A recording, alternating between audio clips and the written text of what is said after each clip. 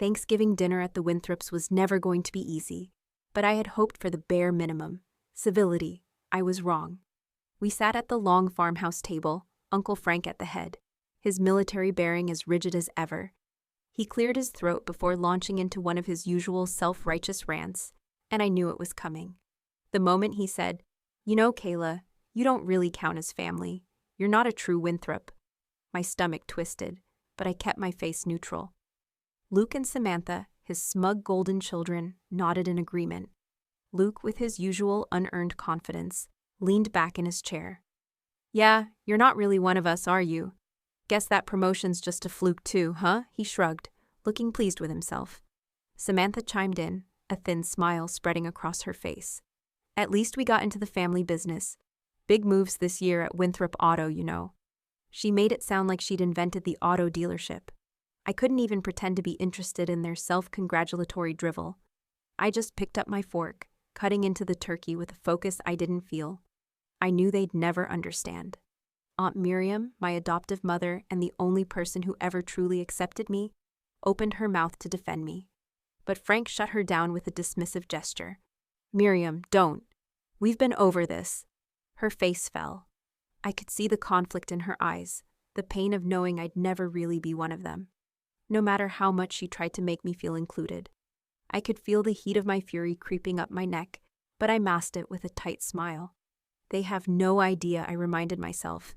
They have no idea that I'm the one keeping this whole damn thing afloat. I took a slow breath and stabbed a piece of turkey, pushing the anger back down. "I'm sure it's been a great year for everyone," I said, my voice as even as I could manage. Frank snorted and turned his attention back to his plate. The rest of the dinner continued like that. Awkward silence punctuated by smug declarations about their careers. They had no idea who I really was or what I'd done for them. And I was going to make damn sure they never would. Not today, not ever again. I spent the rest of the dinner pushing food around my plate, trying to pretend I didn't feel like I was suffocating under the weight of Uncle Frank's words. Luke and Samantha kept talking shop, bragging about their successes at the dealership like they'd revolutionized the industry, while Aunt Miriam and I quietly cleaned up the mess they'd left behind. It wasn't anything new. We'd been through this dance before, them, high on themselves, acting like they'd built everything from the ground up, and me, quietly watching from the sidelines. Not that they ever noticed. Aunt Miriam handed me the last dish to wash, and I took it, silently scrubbing away the years of frustration. "I'm sorry, Kayla," she said softly, her voice filled with more sorrow than I could ever put into words. I didn't look at her, didn't want her to see how close I was to losing it.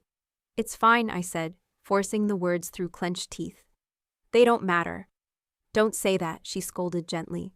"They're your family." "Not really," I muttered. She sighed but didn't argue. We both knew the truth. Uncle Frank never let me forget that I was the outsider. After my parents died, Aunt Miriam had stepped in, but Frank never saw me as anything but a charity case. I was the kid that didn't belong, the reminder that he'd taken in a child who wasn't even his. His coldness was always there, like a shadow. Everything I did, every A I got in school, every scholarship I earned, the business degree I finished at Columbia, was chalked up to luck or charity. Like I couldn't have worked for it myself. But I had, every damn step. And every single achievement, no matter how hard earned, had always been met with the same dismissive attitude. And then there was my company. I'd built it from the ground up, launched a logistics software firm that made waves in the tech world. But while they were patting themselves on the back for finally figuring out how to move some cars, I was making sure Winthrop Auto stayed afloat, quietly. During the pandemic, when everything was falling apart, I took my personal holding group and invested $40 million just to keep their doors open. No fanfare, no headlines. Just a quiet lifeline for a company on the verge of collapsing because Frank refused to acknowledge anything beyond his own ego. I didn't stop there. Samantha's wedding was a disaster, over budget and spiraling. So, I anonymously covered it. A small drop in the bucket for me, but she'd never know. And Luke, well, I wasn't going to let him tank his future. So I paid off the bookie he'd borrowed from, quietly, before anyone realized how deep he'd gone into the hole. It didn't matter, though. They still treated me like I was invisible, like I was nothing more than a footnote in the Winthrop story, a story they liked to pretend they'd written themselves. Aunt Miriam gave me a soft look as she dried a plate. She didn't know the full extent of what I'd done for them. She didn't know the sacrifices I'd made, the personal costs. And maybe it was better that way. I didn't need her pity. But at least she had always been there. The rest of them. They wouldn't even notice if I disappeared tomorrow. We finished up, and I glanced toward the other end of the table, where the Winthrop children were discussing their strategic expansion. Like they were a team of visionaries. Uncle Frank was all business, talking about acquisitions and projections, his eyes flashing with that familiar smugness. He had no idea the whole thing would collapse without me. They had no idea how I'd quietly propped up everything they had, while they'd continued to act like I didn't even exist. "You okay, Kayla?" Aunt Miriam's voice cut through my thoughts, and I nodded, forcing a smile. "Yeah, just tired," I lied. She didn't push it. Aunt Miriam knew me well enough to recognize when I was lying, but she didn't pry. She just handed me the last plate, and we finished cleaning in silence, as we always did. The rest of the night played out the same way. I sat in that big house, feeling smaller by the minute. The Winthrops were busy patting themselves on the back, never once thinking about how much of their success was thanks to the invisible hands behind the curtain. I stood up, excused myself, and left the table without a word. There was nothing else to say, not tonight. The next morning, I sat in my office in Manhattan, staring at the numbers on my screen. The reports were clear. Winthrop Auto was barely hanging on. The only reason it hadn't gone under yet was because my firm's logistics systems kept their supply chain from crumbling, and the capital infusions I'd quietly funneled in during the pandemic were keeping them afloat. They had no idea. Uncle Frank didn't even know how close they were to bankruptcy, how close he was to being out of a job entirely. But I knew, I always knew, and that was going to change today. I grabbed my phone and dialed Lauren, my investment advisor. She picked up on the second ring, her voice sharp as usual. "Kayla, what's up?" I didn't waste time with pleasantries. "I want full divestment from Winthrop Auto by the end of the day." There was a pause. Then, "Are you serious? That's going to cause major fallout. You'll pull their funding, lose all system support, and the consulting contract. We're talking millions in losses here, not to mention executive placement. You're cutting them off completely." "Yep," I said, leaning back in my chair. "I'm pulling the plug on everything. All systems contracts need to be canceled, and any execs we place there need to be reassigned immediately." I could hear the hesitation in her voice. "Kayla, this is huge. It's going to look like a total collapse. It'll get ugly. You sure about this?" "Do it," I snapped. "I'm sure." There was another beat of silence, and then Lauren exhaled, resigned. "All right. But just so we're clear, is this revenge, or is there something else going on here? You've kept them alive for years, and now you're going to tear it all down. I'm just trying to understand your angle." I gripped the phone tighter, fighting the urge to lash out. "It's not revenge, it's personal." There was no other explanation needed.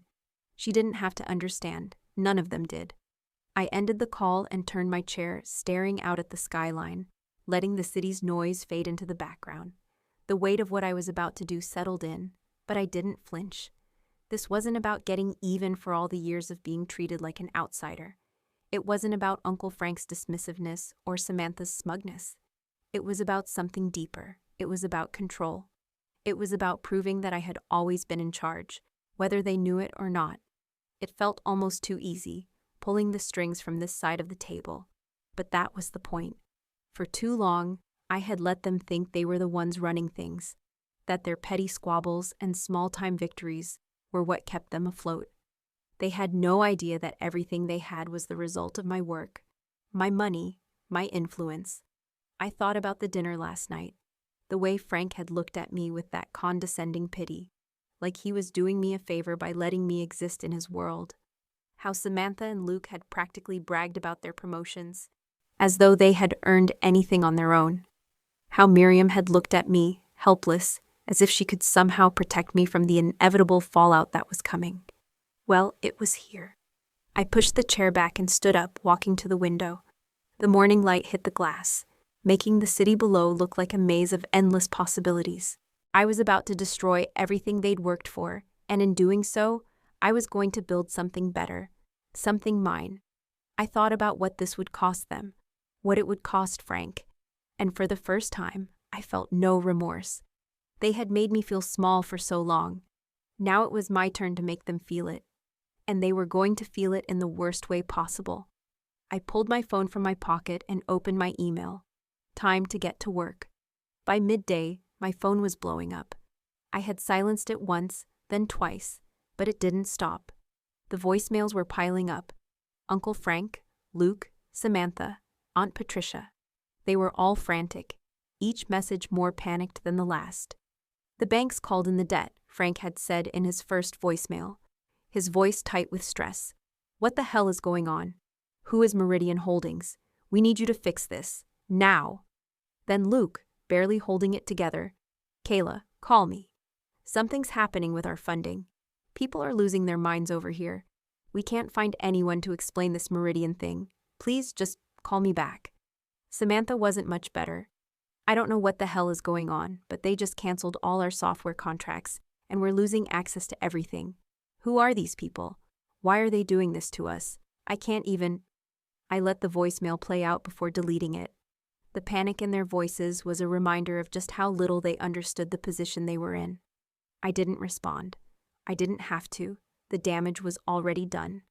The phone rang again, and this time I picked it up. It was Aunt Miriam.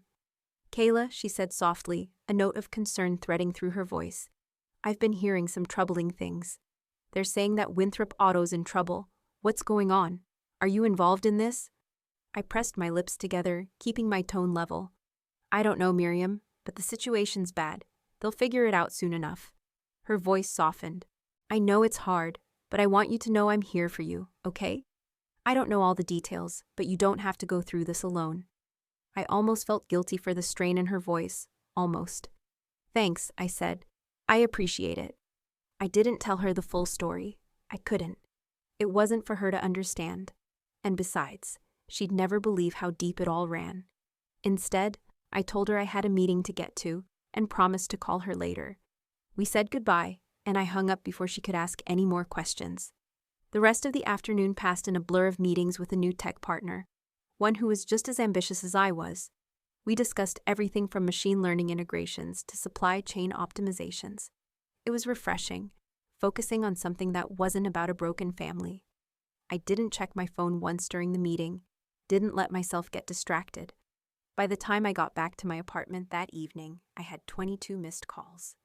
I glanced at the screen, seeing Frank's name flash, then Luke, then Samantha, and the rest of them, each desperate and more frantic than the last. I didn't listen to a single one. Instead, I poured myself a glass of wine and opened a new document on my laptop, drafting emails and reviewing projections for my next big project. It felt good to focus on something that was actually mine. When Aunt Miriam called again, I silenced the phone without even looking at it. She didn't need to know what was happening. By the time I slid into bed that night, my mind had stopped racing. The weight of the last few weeks finally let up, just enough to let me sleep. No more trying to pretend I belonged at their table. No more hiding in the background. For the first time in weeks, I slept soundly, and when I woke up, there would be no going back. The next morning, I walked into my office to find Uncle Frank sitting in the lobby, looking like he hadn't slept in days. His shoulders were hunched, his usually sharp military posture slouched, and there were dark circles under his eyes.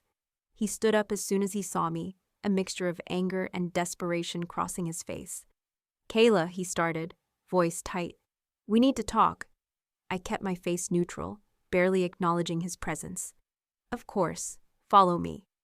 I led him into my office, and he paused just inside the door, scanning the sleek, modern space. The polished wood floors, the floor-to-ceiling windows, the expensive art on the walls. Everything was designed to remind people how far I'd come, how far they had failed to notice.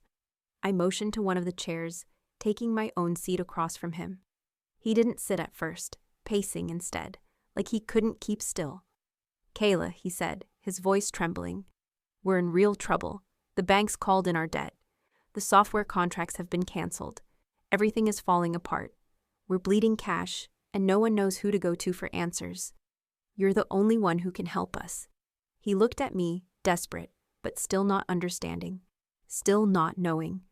I didn't respond right away. I watched him, feeling a strange mix of satisfaction and contempt. "You're right," I said finally. "I am the only one who can help you." He exhaled like he was relieved, his shoulders slumping. "Thank God. I knew you wouldn't leave us hanging. You've always been there for us." His words trailed off, and I could see the moment he realized something wasn't quite right. He looked at me closely, his gaze narrowing. "But I don't understand," he said slowly. "Who is Meridian Holdings? Why did they do this? You've been in the shadows this whole time, and now this? What the hell's going on, Kayla?" I leaned back in my chair, letting the silence stretch between us. Frank was still standing, but he didn't seem to know whether to be angry or relieved. He hadn't connected the dots yet, and part of me almost wanted to let him sit in that confusion a little longer. But I couldn't do that to Miriam. Not to her. I stood up and walked over to the windows, looking out at the city below. It felt good, seeing the world from here. But I wasn't done with Frank yet. "I'll tell you exactly what's going on," I said, turning to face him. "You want to know who's been keeping Winthrop Auto alive for the last 3 years? Who's been funding your operations and propping up your company while you ran it into the ground? Who made sure you didn't go bankrupt during the pandemic? Who made sure your precious dealership didn't collapse?" Frank opened his mouth, but no words came out. He stood there, frozen, his eyes searching my face for the answer. "I own Meridian Holdings," I continued, my voice even. "It's been me, Frank. For 3 years, I've been the one keeping you afloat. I've been your silent partner, and I've been saving your company with my capital and my systems. I've been the reason Winthrop Auto is still standing." His jaw dropped, his eyes wide with disbelief. It was almost satisfying, seeing the great Frank Winthrop finally caught off guard, realizing he wasn't the one in control. "No," he said, his voice barely above a whisper. "No, that's not possible. You?" He shook his head, like the idea couldn't even compute. "Yep," I said, the word tasting bitter in my mouth. "It's me. You've been taking credit for a company you've been slowly destroying while I've been the one keeping it together." Frank took a step back, as if the air had been knocked out of him. "But why? Why didn't you say anything? Why didn't you just help us?" I shook my head, feeling the frustration start to bubble up. "Help you? You didn't want my help, Frank. You never saw me as anything but a charity case, someone who wasn't really part of the family. I had to prove myself over and over just to be treated like I mattered, so I kept quiet. I watched you fail, and I kept things from falling apart. But that's over now." He stood there, silent for a long time, the realization sinking in. It wasn't just the money or the logistics systems I'd been providing him with. It was the fact that I had been the one to keep his legacy intact, while he'd treated me like I was nothing. Finally, he spoke again, his voice cracking. I didn't know. I didn't see it, Kayla. I didn't understand." I met his eyes, finally letting the weight of the moment sink in. "No, you never did. And now you'll see what happens when the person you've been ignoring finally gets fed up." For the first time, Frank wasn't just the head of a company or an overbearing uncle. He was a man who had been forced to face the truth. The family he thought he controlled wasn't his to command anymore. "You wanted my help, Frank?" I said, my voice hardening. "You should have treated me like family when you had the chance." Frank's face was ashen, his hands trembling slightly as he reached for the chair behind him. "Kayla, listen," he started, his voice strained. I know I've made mistakes, but this can't be it. You're my niece. You've got to help me. There's still time to fix this, right? We can make a deal. You've got the power. You've got everything." He swallowed hard, eyes darting around the room like he was trying to find something to latch onto. "We'll work something out. Just tell me what you need. You're in charge, Kayla. You always were. I just didn't know how to see it." I leaned forward, folding my arms across my chest. "A new deal?" I said, my voice cold. "You think I'm just going to swoop in and save you again, like I've done for years? You think I'm going to pull you out of this hole just because you finally see how much power I've had over everything?" He opened his mouth to argue, but I cut him off. "No. You're going to listen to me now, Frank. You're going to own what you said at dinner last night. What you've said for years." His eyes flickered, and for a moment I saw the faintest hint of guilt. He didn't want to do this, but I wasn't giving him a choice. I'm not going to play your games anymore, I continued. You've treated me like shit for as long as I can remember, and I've had enough. You called me an outsider, an orphan, a charity case, and you never once acknowledged what I've done for you, what I've done for your family. So, yeah, I want you to own it. Frank's face tightened, the muscles in his jaw working as he clenched his teeth. But I could see it in his eyes, the battle he was fighting inside himself. He didn't want to say it. He didn't want to admit the truth, not after everything he'd told himself over the years. Finally, after what felt like an eternity of silence, he exhaled, his shoulders slumping. I resented you, he admitted, his voice barely above a whisper. I hated how you outshone my kids. You were always the smart one, the driven one. It made me feel like I was losing control, like I couldn't get the recognition I deserved, like the whole damn family was rooting for you instead of me. I didn't say anything. I just stared at him, waiting for more. I couldn't stand how you always got attention, how you were the one people respected, while my kids, Luke and Samantha, were just riding my coattails. I didn't appreciate what you did for us. I didn't see how much you'd helped. All I saw was how you were making me look bad. The words hung in the air like smoke, thick and suffocating. It wasn't easy for him to say, but I had pushed him to this point, and I wasn't going to stop until he admitted everything. There's more, Frank, I said softly, but my voice cut through the silence.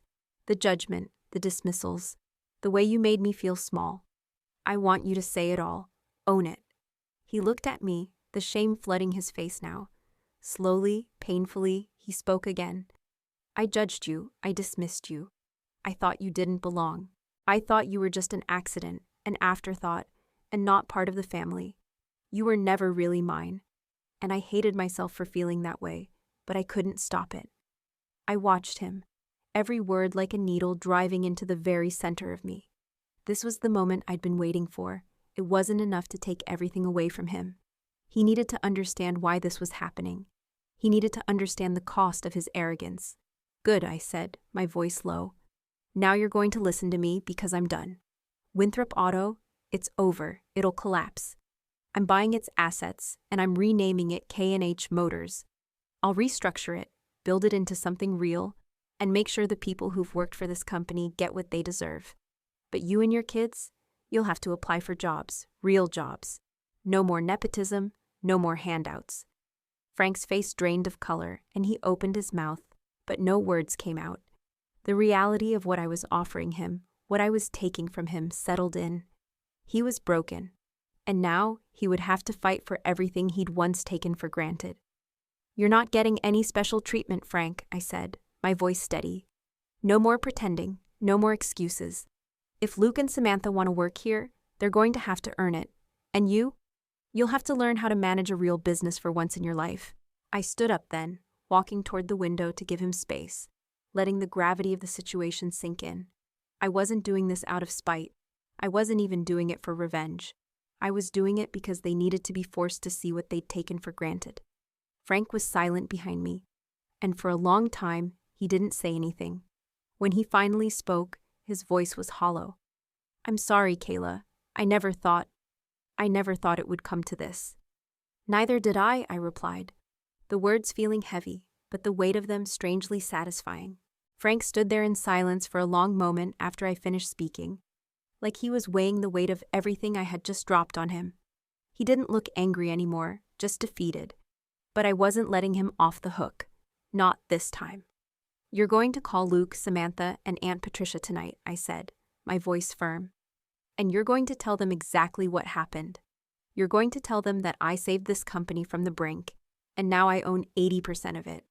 I'm the reason they still have jobs. Not you, not their little promotions. Me. He opened his mouth to argue, but I held up my hand. No, this isn't negotiable. You wanted to act like I didn't matter, like I was invisible. Well, I'm giving you one last chance to fix this. You're going to make sure they hear it from you, not from me, not from anyone else. His shoulders slumped, and for a second, he looked like he might break down right there in front of me. He was humiliated, and while part of me wanted to savor that moment, to watch him squirm and beg, I didn't. I can't, he muttered, his voice tight. I can't tell them that. You don't understand, they won't forgive me. Then you'll live with that, I said coldly.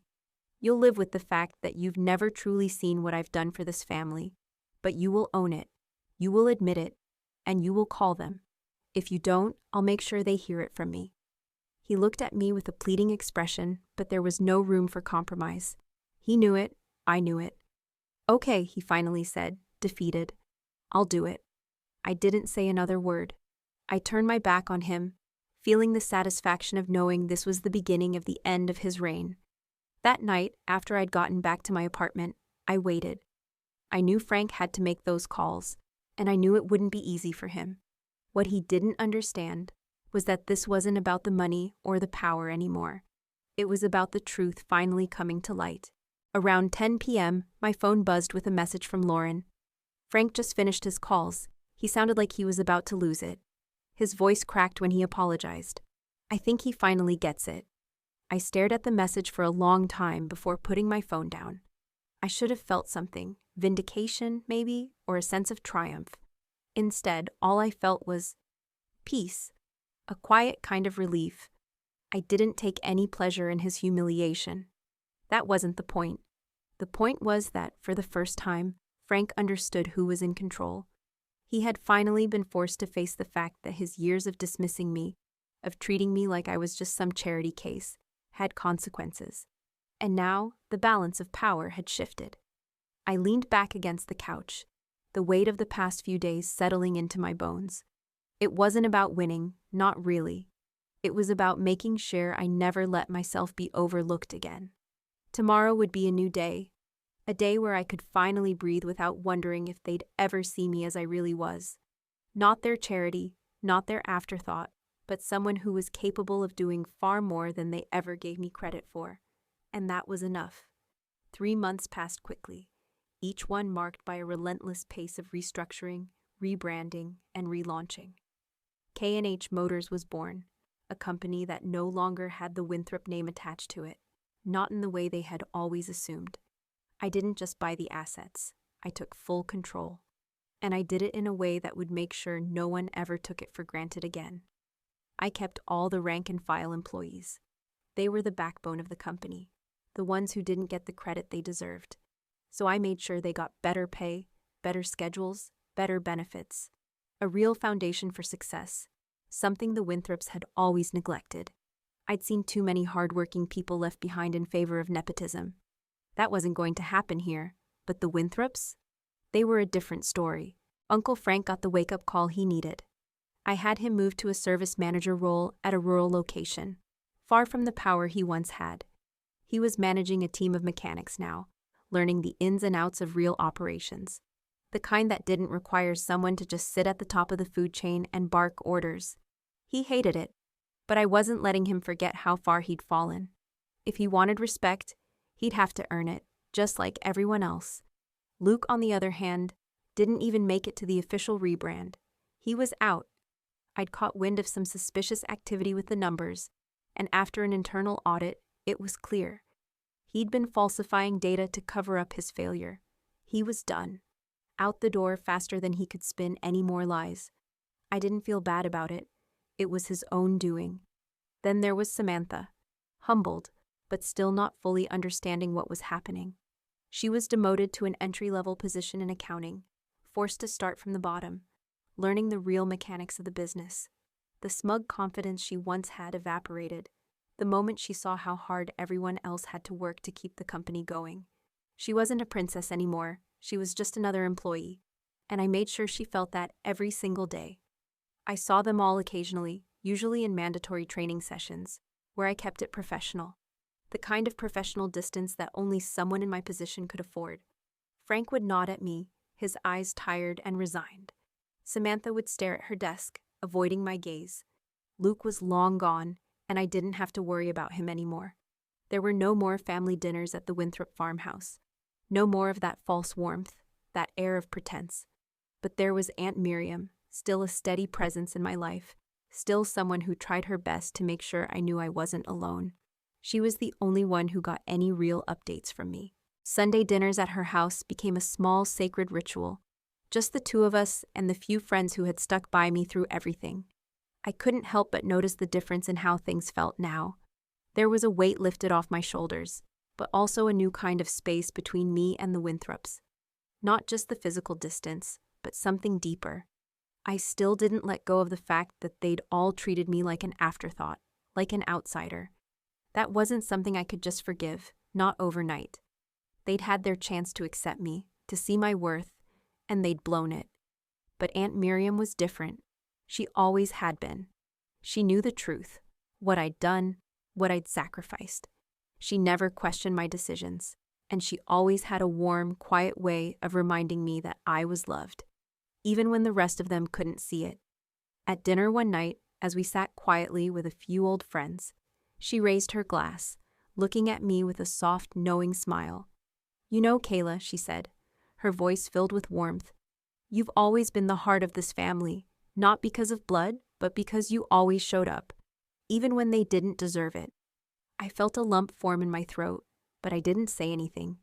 Instead, I just nodded, taking a slow sip of my wine.